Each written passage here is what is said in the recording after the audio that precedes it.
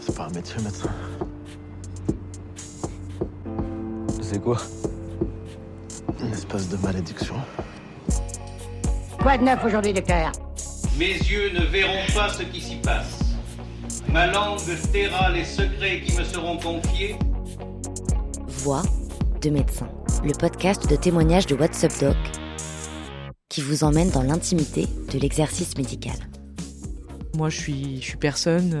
Je suis fille de cheminot et d'une agente bancaire. J'ai fait des études de médecine parce que ça m'intéressait. J'étais pas la plus brillante. Aux ECN, j'étais plus de 5000. J'ai vraiment eu du culot de postuler pour cette mission. Et finalement, je me suis retrouvée à faire quelque chose d'extraordinaire en étant une personne ordinaire. Docteur Fanny Larcher est urgentiste depuis 7 ans. Ça va? Ouais, vous? Enchantée. Elle a exercé pendant 1 an en Antarctique dans une base scientifique coupée du monde. On va pouvoir rentrer à l'intérieur. Nous la rencontrons au CHU de Rennes où elle exerce. Avec elle, nous avons parlé de faire le tri, la fête et de la planète Mars. J'ai su que je voulais devenir médecin assez tôt, en fait, à l'âge de 6 ans à peu près. Avec l'histoire un peu triste à la base d'une copine que je m'étais faite au centre aéré. C'était une petite fille qui s'appelait Marie, qui était atteinte de la maladie des os de verre. Puis moi, je la protégeais beaucoup. Enfin bref, j'étais un peu son garde du corps. Et puis un jour, à des vacances, je sais plus lesquelles, mais je vois pas Marie. Donc je demande à ma maman le soir dans la voiture, maman, Marie, elle était pas là. Je sais pas comment ça se fait et tout ça. Donc ma mère me dit ok, je me renseignerai. Et puis le lendemain soir, en fait, en me ramenant du centre aéré, je vois dans le rétro qu'elle veut me dire quelque chose et puis elle m'explique, elle me dit bah écoute Fanny, Marie en fait elle est décédée, voilà c'est à cause de sa maladie. Je fais d'accord, j'attends un petit peu. Et puis là je lui dis mais maman comment on fait pour que les enfants comme Marie ils meurent plus? Et elle me répond juste bah faut devenir médecin, voilà. Hop, une badge. Pour bien commencer sa journée aux urgences, il faut de l'eau et il faut des snacks. Voilà, donc en ce moment, c'est des dates. Allô? Ouais, Nico? Ah mince, je suis pas encore habillée. Il te dit quoi, le CG? Ok. Elle a mal dans la poitrine? Et à part la FA, il te parle pas de d'ischémie sur l'IA? Ok. Et tu peux toper quelqu'un? J'arrive dans 5 minutes, excuse-moi. Voilà, ça commence. Ces études-là, pour moi, c'était très difficile parce que j'étais vraiment pas quelqu'un de bosseur. J'ai fait 2 premières années et j'ai vraiment bossé tellement dur que j'ai jamais pu retravailler comme ça. Et puis après, les études de médecine, pour moi, c'était surtout la bonne ambiance. Les études d'externat, c'était beaucoup la fête, l'organisation d'événements entre nous. J'aimais beaucoup aussi les TP, les travaux pratiques. Et puis rapidement, on va à l'hôpital, en fait. On est très rapidement au chevet du patient. Puis là, c'est génial, quoi. On apprend plein de trucs, on voit plein de choses. Donc là, c'est la zone d'urgence vitale. Donc le sauve. Et là, on a une équipe de SMUR qui, à mon avis, vient de déposer un patient. Salut. C'est joli, hein, cette musique. On s'en rend même plus compte quand on travaille ici de tous ces bruits. Et puis rapidement, je suis passée aux urgences pour une garde, pour un autre externe qui était malade et j'étais pas censée être aux urgences. Et là, j'ai vu le bordel organisé des urgences et j'ai adoré le fait qu'il fallait faire le tri, tout examiner, ne rien rater d'important. Puis la mentalité des urgentistes qui n'ont pas leur langue dans la poche, qui sont assez débrouilles, j'ai trouvé ça impressionnant. Et je me suis dit, ok, je crois que je vais faire ça. Donc on sent qu'il y a du monde là-dedans, hein. Vous crachez un petit peu? Je viens de cracher un petit peu tout à l'heure. Et c'est quelle couleur les crachats? C'est vert. C'est vert, ouais. On s'est infecté, hein. Bon, la fonction cardiaque a l'air correcte. C'est pas la cata. Tant mieux. Après, là, les traitements qu'on vous a fait, ça doit beaucoup vous aider. Ah oui, La prochaine fois, n'hésitez pas, hein. Appelez-nous avant, monsieur, hein. Quand vous dormez assis toute une nuit, c'est qu'il y a un problème, hein. Nous, vraiment, notre métier, c'est un métier de tri, en fait, finalement. La gestion de flux toute la journée et puis trouver les urgences vitales dans ce flux. C'est vraiment notre job.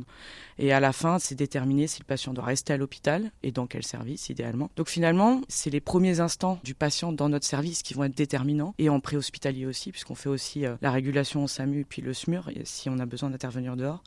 Si on rate une orientation, si on perd du temps pour une pathologie comme un AVC, comme un infarctus, on peut perdre des chances pour le patient de récupérer. Ça va pas jusqu'à la survie parfois. Parfois, c'est juste important qu'un patient puisse ne pas avoir un déficit après un AVC. Tout ça embranle toute une chaîne un peu de survie qui commence dès le domicile du patient ou son lieu de travail ou le lieu où il se trouve au moment de l'incident. Ouais, allô ? Il était hospitalisé à la clinique du Moulin, c'est ça ? Ok, tu veux que je vienne le voir? Parce que j'ai pris le déchoc là, c'est pour ça. Mais j'arrive. Il est au 1? J'arrive, à tout de suite. Là, on va à l'accueil du coup pour un patient qui vient pour confusion et qui était initialement pas fébrile à la clinique où il est hospitalisé, qui est une clinique de psychiatrie. Et là, qui est fébrile et puis l'infirmier le trouve un petit peu groggy. Je pense que le premier corps que j'ai vu, en fait, c'était en TP d'anatomie. Donc, c'est des corps de sujets décédés qui, gentiment, font don de leur corps pour qu'on puisse apprendre. Évidemment, on est c'est un petit peu malsain peut-être ce que je veux dire, on est un peu excité parce que c'est la première fois qu'on va vraiment palper de l'anatomie, qu'on va ouvrir, regarder ce qu'il y a à l'intérieur du corps, les tendons, etc. On est jeune et on est un petit peu bête. On faisait un peu les malins avant de rentrer et puis en fait à l'intérieur, on a quand même des corps inanimés de gens qui ont vécu, qui ont une histoire. C'est un peu étrange et donc ce premier rapport au corps, il remet tout de suite les choses à la base, c'est ok, tu vas devenir médecin, détends-toi. Tu as certes réussi le concours de première année, c'est bien, tu peux être fier de toi, mais maintenant, tu vas prendre toute ta vie des décisions pour les autres qui sont malades, qui ne sont pas capables de prendre des décisions.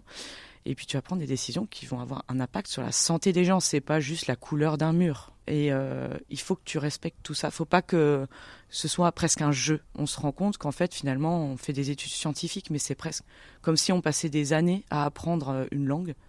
Et qu'après on la traduisait pour les autres qui n'ont pas fait les mêmes études, quoi. C'est un peu ça finalement. Il faut le prendre à la fois avec légèreté, mais à la fois avec sérieux. Et ça force un peu l'humilité, parce qu'en fait on se rend rapidement compte aussi, alors il y a des tronches en médecine comme partout, mais moi je fais pas partie de ceux-là, on se rend rapidement compte qu'on ne pourra pas tout savoir et tout comprendre. Bonjour. Bonjour monsieur, comment ça va? Ça va? Qu'est-ce qui se passe là? Qu'est-ce qui fait que vous êtes dans cet état? Il s'est passé un truc à la clinique, tu sais? Il n'a pas pris des médicaments. Ça, c'est son traitement, c'est la question qu'on s'est posée. Après, il a un gros ventre aussi. Vous avez mal au ventre ou pas, monsieur? Ouais. On peut lui mettre une sonde naso. Il est peut-être constipé, c'est les traitements psy. Il prend déjà du truc pour la constipation, mais il disait qu'il était constipé. Et je voulais juste vérifier, il n'y a pas de purpura, parce que confusion fébrile. Désolé monsieur, on vous découvre un peu. Là, il a juste impeccable. Je regarde la tête, vous pouvez plier un peu? Ouais, impeccable. Wow, quelle souplesse. C'est parfait. Tu vois, le genre de patient qu'il faut garder un peu à l'œil, et puis de toute façon, s'il se dégrade, on prendra un sauve. Ok, ça marche. Merci Fanny. Je t'en prie, à toutes. Il y a plein de fois où j'ai pas su faire. Oh là là, il y a tellement de fois. Mais justement, moi, la grande chance, c'est que on est dans un hôpital. En plus, moi, je travaille en CHU.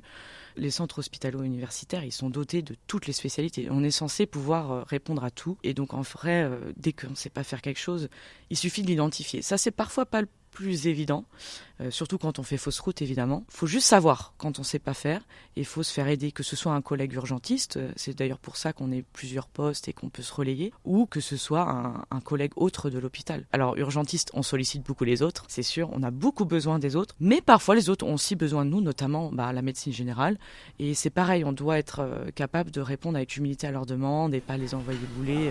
Vous êtes un peu tombant. Si vous remontez les fesses, je pense que vous serez mieux. Voilà.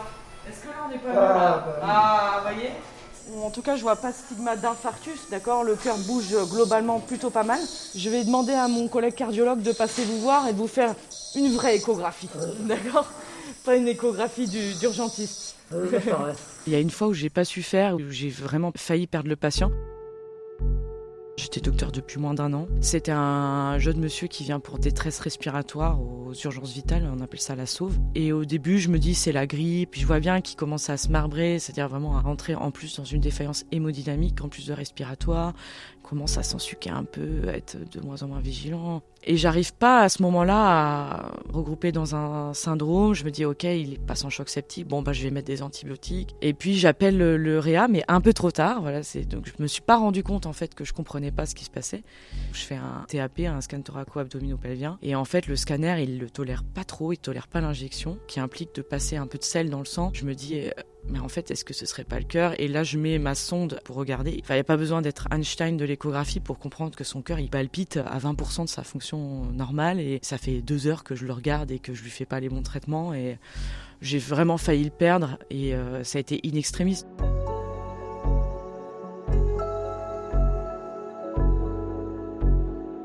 La leçon de tout ça, c'est que vraiment le choc cardiogénique, c'est une pathologie vraiment foreuse. Et maintenant, en fait, je passe plus à côté, quoi. C'est l'avantage.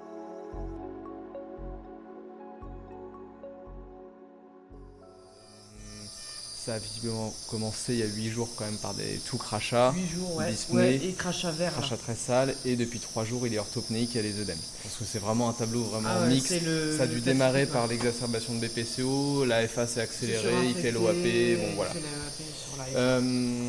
En tout cas, il n'y a pas de catastrophe. Je mets un mot dans le dossier. Merci beaucoup.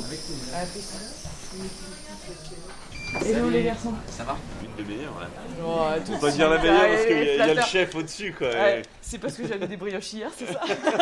T'es excellente, excellente. Elles sont bonnes, hein. Ah ouais. Tous les jours, je vous surprends. Il y a 2 ans, je vous ai surpris en vous disant bon les gars, je me casse en Antarctique. Je peux pas trouver des trucs à chaque fois. La mission à Concordia, en gros, elle consistait à médicaliser une base qui est isolée. C'est une station de recherche essentiellement concentrée sur le climat, puisque c'est au centre de l'Antarctique, donc l'isolement est total pendant 9 mois. Personne ne peut venir ou sortir de la base. Donc, il y a moitié scientifique, et cette moitié scientifique, elle ne peut pas vivre dans une station isolée 9 mois sans support technique.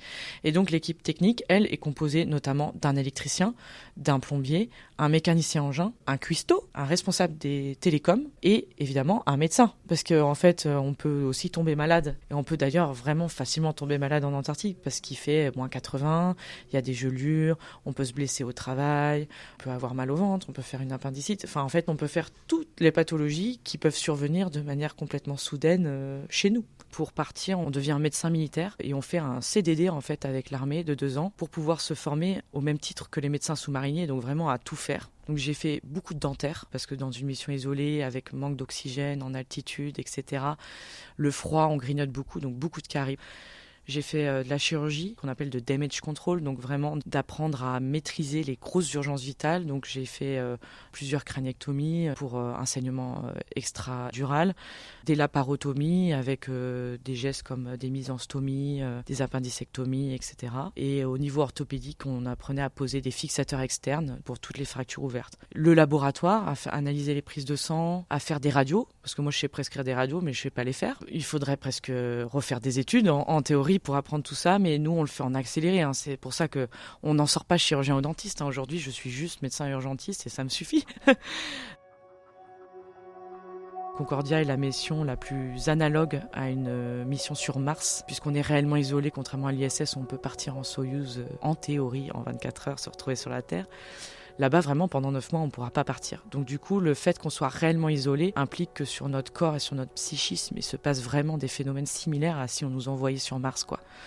La seule différence, finalement, c'est la gravité et le fait qu'on ait Internet. À l'intérieur, c'est circulaire, c'est 2 tours, un peu comme 2 grosses boîtes de conserve, avec plusieurs étages. Il y a une tour qui est la tour calme, où il y a l'hôpital au rez-de-chaussée, puis les chambres au-dessus. Au dernier étage, on a les bureaux des scientifiques avec leur laboratoire. Et la tour bruyante, où on a le bureau technique, on a les générateurs d'électricité. Et puis après, au-dessus, on a la salle de sport, le garde-manger. Et puis enfin, au-dessus, on a les cuisines. À l'intérieur, les murs sont en métal, du coup. C'est une succession un peu de couloirs et de pièces. Vraiment, ça ressemblerait à un immeuble, à une habitation assez classique en somme.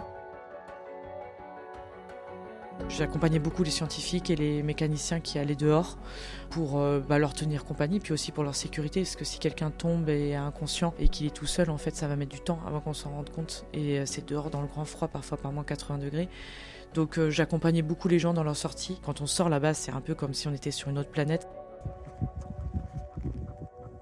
On sort, il n'y a rien, il n'y a pas d'animaux, il n'y a pas de végétaux. Il faut imaginer cette étendue de neige. Quand le soleil ne se lève quasiment plus, on a cette atmosphère un peu la ceinture de Vénus. Donc c'est mauve orangé dans le ciel, très bleu nuit tout en haut. Il y a la station au loin qui fume avec la génératrice. Et puis en fait, il n'y a pas un bruit. Et on marche dans la neige et puis en fait on dirait qu'on est sur une autre planète. Il fait très froid, moins 80, il y a un bout de peau qui dépasse, un coup de vent, hop, on se fait une gelure. On a du mal à respirer parce qu'on manque d'oxygène de manière chronique là-bas. La mission du médecin, c'est pendant l'hivernage, c'est de veiller surtout au bien-être de l'équipe et plutôt prévenir que guérir. Parce que guérir à Concordia, c'est compliqué. Parce qu'on l'a dit, je suis pas chirurgienne, je suis pas dentiste, je suis pas biologiste, je suis pas radiologue. Donc je les voyais beaucoup en prévention. Je les voyais régulièrement. Je les observais aussi énormément. J'étais chelou. J'ai regardé manger, je disais tiens, c'est marrant, il a pas pris de viande. Par exemple, en fait, j'avais un scientifique qui était parti tard à son shelter pour aller vérifier ses instruments et tout ça. Et je me suis dit tiens, c'est bizarre, il part tard. Et donc quand il est rentré, je suis allée le voir et je lui ai dit mais alors, tu viens prendre un café à l'hôpital, voilà. Et puis en fait, à l'hôpital, les larmes. En fait, il avait des problèmes à la maison, sa maman était malade. En fait, il allait pas bien. Les pathologies les plus courantes, c'était beaucoup de traumato, un peu de dermato, beaucoup de médecine générale et beaucoup en fait de psychologie, c'est-à-dire des petits coups de mou, faut discuter. Et c'est vrai que j'essayais de faire de l'hôpital un endroit vraiment sécure pour tout le monde. J'ai l'impression que j'ai réussi ce pari-là, d'être vraiment ouverte et sécure en fait. À la fois rassurer tout le monde, mais en même temps préserver le secret médical, qui est très très dur à préserver dans ce contexte. Je laissais par exemple des préservatifs, des moyens de contraception à disposition de tout le monde devant l'hôpital, donc il n'y avait même pas besoin de me demander des tests de grossesse parce qu'on était 3 femmes sur base. Et je voulais pas qu'en fait ils soient obligés de me dévoiler leur sexualité et leurs relations éventuelles qu'ils pouvaient avoir avec d'autres hivernants. Laisser un petit peu aussi cette autonomie aux gens qui puissent un peu se soigner par eux-mêmes. J'avais les Doliprane, des anti-inflammatoires, voilà, des trucs à disposition pour pas qu'on soit obligé toujours de parler à Fanny, au docteur, toujours de tout lui raconter. C'est un juste milieu à trouver, quoi. Je distinguais en fait le médecin de la personne. J'avais des pyjamas d'hôpitaux de différentes couleurs. Je mettais toujours une tenue à 9h quand j'ouvrais l'hôpital et je l'enlevais quand j'allais à la salle de sport ou quand à 18h j'allais dîner ou quoi que ce soit. J'ai trouvé le challenge très intéressant de séparer en fait la vie du médecin de la vie de l'hivernante en fait sur la base. Oh bah le retour c'est terrible, j'ai tellement pleuré dans l'avion. Je regardais ce paysage et je me dis mais je reviendrai plus jamais là, enfin c'est quasiment sûr que je reviendrai plus jamais là. Ça a été ma maison pendant 1 an au milieu de l'Antarctique. Les gens avec qui j'ai vécu collés serrés pendant 9 mois, les plus isolés de ma vie, c'est devenu ma famille pour certains, mes meilleurs amis pour d'autres.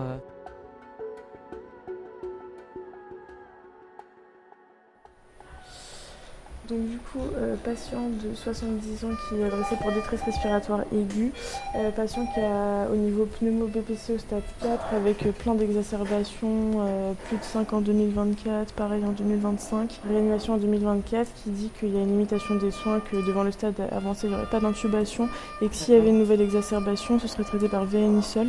Ok, ça roule. Bah, je te laisse finir ton observe, je vais aller régler un peu les paramètres de la VNI, voir. Ça sonne beaucoup, à mon avis, il y a des fuites. En fait, il l'enlève pour respirer, qu'il dit. Je vais juste essayer de régler un peu parce que je vois que vous n'êtes pas parfaitement à l'aise là, non? Bon, mais c'est pas facile, hein. Vous savez, nous on essaye quand on fait nos études pour voir si on arrive à tolérer le masque et il n'y a personne qui arrive. Hein. Je vais essayer un masque plus grand, je pense qu'il est juste trop petit parce que je vois. Bah oui, non mais c'est difficile, hein. C'est à nous aussi de le rendre confortable, hein. D'accord? Vous avez mal là encore à la poitrine ou pas? Un petit peu. Qu'est-ce que ça fait ça? C'est une mission qui m'a vraiment posée. Je pensais pas que ça allait me poser autant. Moi j'étais quelqu'un de très hyperactif. Je suis toujours un petit peu active. Mais par exemple par rapport au travail, je me suis beaucoup protégée et maintenant j'ai repris mon travail à 60%. En fait, je me rendais compte qu'à 100%, il y avait des semaines où je faisais plus de 90 heures. Et en fait, en me posant là-bas, c'est presque une retraite spirituelle, presque religieuse. Et en fait, là, on regarde un peu et on se dit, ça fait du bien de s'ennuyer, en fait. Là, vous voyez, ça va mieux, là, sans masque. On va réessayer? Non, je ne veux plus essayer. Vous voulez plus du tout? Non, seulement de l'oxygène. Et puis, je vais essayer de faire des exercices de respiration comme un truc. On peut essayer, mais je pense que vous en avez encore besoin. Hein, oh, ouais. Non, je veux pas. On fait une pause? Oh oui. Bon, on fait une pause. C'est pas le top, là. Bah non, là, vous êtes en crise, là, monsieur. Ouais, tout à fait. Elle va se calmer quand? Ah bah alors ça, il faut qu'on soit efficace. Oui, mais... Je me suis dit, maintenant c'est terminé. Tant pis, je gagnerai moins, mais j'ai la chance d'avoir une profession où on gagne assez pour pouvoir se mettre à 60% et pas trop se priver dans la vie, donc autant le faire. Et voilà, ça m'a beaucoup apporté sur le plan professionnel. Et puis c'est vrai que sur le plan personnel, je me suis rendu compte que en fait. Mais ça rejoint aussi ça, c'est qu'on a besoin que de choses simples. Souvent, on veut des trucs compliqués, on est toujours après des choses un peu soit chères, soit difficiles à obtenir, mais en fait, les trucs qui nous font le plus plaisir dans la vie, enfin moi en tout cas, c'est prendre le temps de faire des marchés, de cuisiner, rentrer et retrouver mon amoureux, sortir quand il fait soleil du taf et se dire on va boire une bière avec les collègues, faire du vélo et prendre le temps de regarder le paysage. Vraiment, c'est des trucs tout bêtes qui nous manquent là-bas. L'odeur de la pelouse, il n'y avait pas d'odeur, il n'y avait pas de végétaux. Sentir l'herbe sous la main quand t'es assis dans l'herbe, caresser un chat qui passe, voilà. Enfin, c'est des trucs vraiment anodins. Et finalement, c'est ça qui nous rend heureux, c'est d'avoir le temps de les faire. Donc en fait, je me suis dit, il faut que je prenne le temps maintenant de me concentrer sur ça, quoi. On va faire un petit aérosol, ça va ? C'est moins oppressant que le masque de VNI. Hein. Oui, ça va, pas de souci. Super. Là, je suis en train de préparer un aérosol. C'est les traitements pour la spasticité, notamment dans la bronchite chronique. C'est proche d'un asthme, mais c'est souvent un asthme qui est dû au tabac et qui arrive dans la deuxième, voire la troisième partie de la vie. Je vous mets le masque, monsieur. Merci, docteur. Là, ça va ? Oui, ça va. J'ai vraiment eu du culot et je remercie la Fanny de 32 ans d'avoir eu le culot de postuler pour cette mission. À ce moment-là, j'étais urgentiste depuis à peu près 3 ans. Moi, je me dis, oh là là, ils vont prendre un mec de 50 ans qui a roulé sa bosse de ouf, qui a déjà fait des missions isolées sur des bateaux. Et donc, j'étais assez surprise d'être contactée. Je pense que mon profil a plu parce que, justement, jeune, dynamique, le fait que je suis décrite par mes collègues et mes amis comme assez fédératrice, en tout cas motivée à faire des choses, souvent la fête. En fait, moi, je suis personne. Je suis fille de cheminot et d'une agente bancaire, un milieu pas précaire mais populaire. J'ai fait des études de médecine parce que ça m'intéressait. J'étais pas la plus brillante. Aux ECN, j'étais plus de 5000. Et je trouve que c'est bien que ce soit pas justement une histoire d'être absolument dans l'excellence, mais que ce soit aussi une composante humaine et un parcours un petit peu qui fasse sélectionner ces personnes et surtout qui est sans piston, sans... Voilà, vraiment, moi je suis nobody, quoi. Et finalement, je me suis retrouvée à faire quelque chose d'extraordinaire en étant une personne ordinaire. Et là, j'ai juste mangé une biscotte, je reviens et vous êtes guéri, quoi. C'est beau, la médecine. Hein. Non, tant mieux. Je suis quand même assez pessimiste sur comment va évoluer le système de santé publique français, qui est pourtant un super modèle. Donc moi, j'ai bien notion qu'un jour, peut-être que ça deviendra politiquement, physiquement ou émotionnellement trop difficile d'être urgentiste à l'hôpital public. Et à ce moment-là, si je peux plus réaliser mon cœur de métier, j'arrêterai. J'aime beaucoup cuisiner et je trouve que les restaurants, c'est un peu des urgences aussi. Donc je pense que j'ouvrirai mon restaurant si un jour j'en ai marre. Peut-être en Antarctique. Mais j'espère que non, que ça restera une terre vierge de toute prise de territoire et d'argent et que ça restera une terre scientifique. Après, ça c'est pareil. C'est l'avenir qui nous le dira. Voix de médecin est un podcast de What's Up Doc, disponible une fois par mois, partout où vous écoutez des podcasts. Si vous avez aimé l'épisode, partagez-le avec vos proches et mettez-nous des étoiles. Le tournage, l'écriture et la réalisation ont été assurés par Margot Kefelec. Le directeur de la publication, c'est Mathieu Durand et le rédacteur en chef, Luc Angevert. Le générique est composé d'extraits du film Hippocrate réalisé par Thomas Litti, du dessin animé Bugs Bunny et d'une archive de l'INA. À très vite!